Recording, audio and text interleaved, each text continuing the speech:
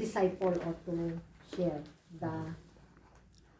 kung ano yung mission. Sa Jerusalem, ito yung sa nearest kin natin, yung family natin, yung mga hindi muna yung katrabaho, yung mga immediate family.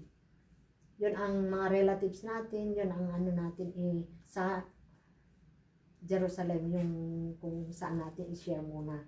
Di ba sinabi niya na doon na sa Acts, ito ang buod niya, ito yung binubuo niya ng scope ng mission.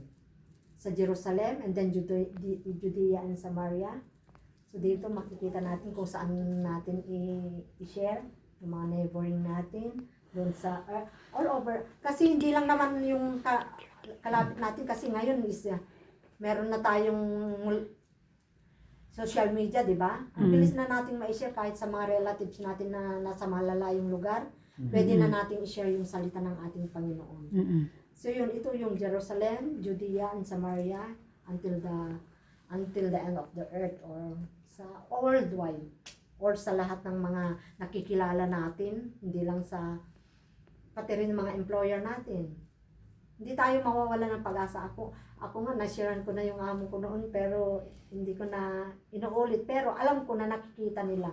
Dahil tayo bilang anak ng Panginoon na nasa kanilang tahanan, nakikita nila ang ilaw kung pinapakita mo sa kanila kung ano yung ginawa ng ating Panginoon. Nakikita nila, nakifeel nila. Kasi hindi lalapit ng amo, minsan lumalapit ang amo ko na mag-as ng prayer. Katulad yung nangyari sa father niya na nasa hospital. Kaya salamat sa Panginoon kasi minsan hindi lang tayo nagsasalita pero alam nila na we are praying for them. Yun ang pinaka malakas kasi na ano natin ay